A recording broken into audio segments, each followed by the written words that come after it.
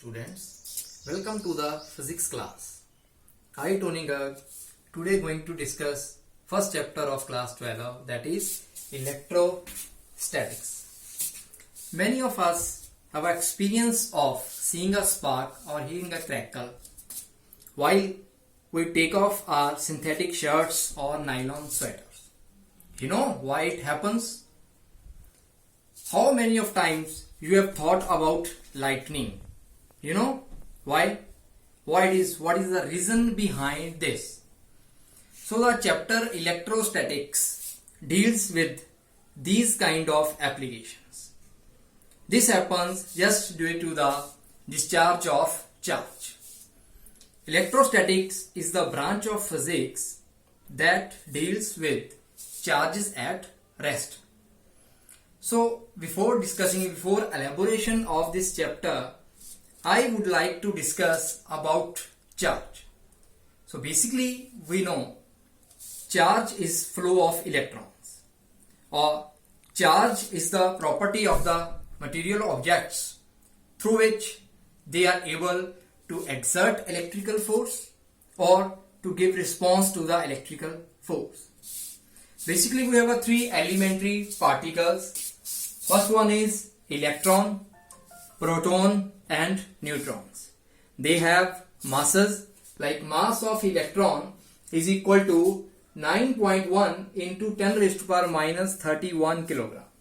So mass of proton is equal to 1.67 into 10 raised to power minus 27 kilogram. So mass for neutron is same as that of mass of proton. So due to their masses, they attract each other by gravitational force. Already we have discussed in class 11 in gravitation chapter universal law of gravitation. The force of attraction between them is directly proportional to the product of their masses and inversely proportional to the square of distance between them. So by moving this, we use gravitational constant G m1 m2 by r square.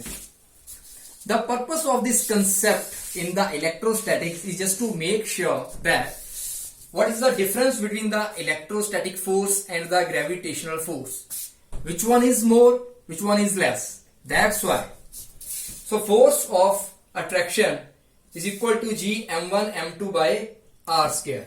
So by putting these values, we can come to know about the gravitational force. So now if we want to talk about the electrostatic force, so we will have to go through the Coulomb's law. So later on we will discuss about the Coulomb's law. So now I want to discuss about the origin of these charges. First of all, we have two types of charges. First one is positive and other is negative. So we know like charges repel each other and unlike charges attract each other.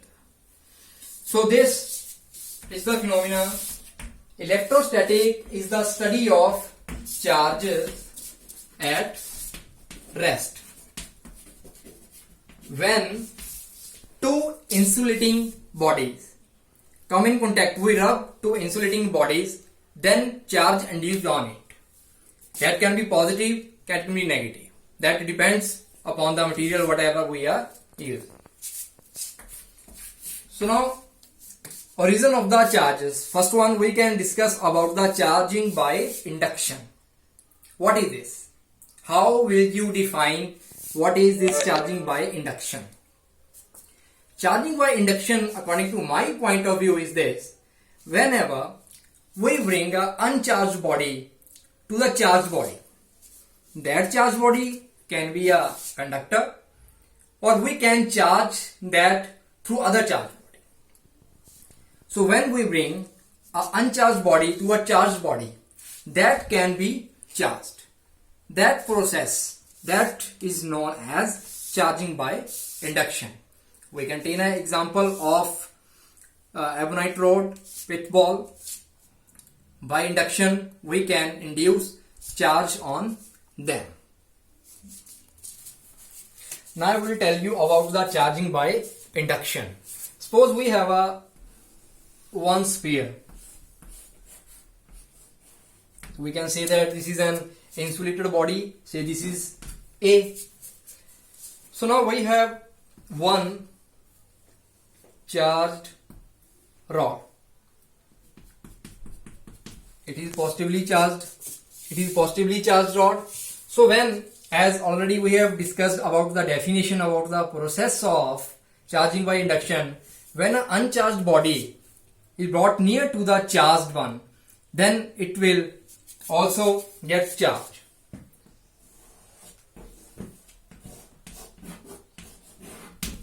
Now see, this is again we have a same sphere.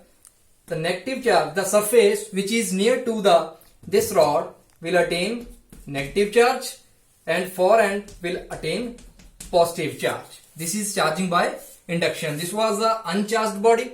This was the charged body. So now charge has been induced due to a charged body. This is known as process of induction.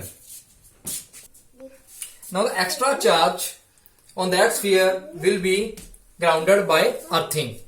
After the grounding,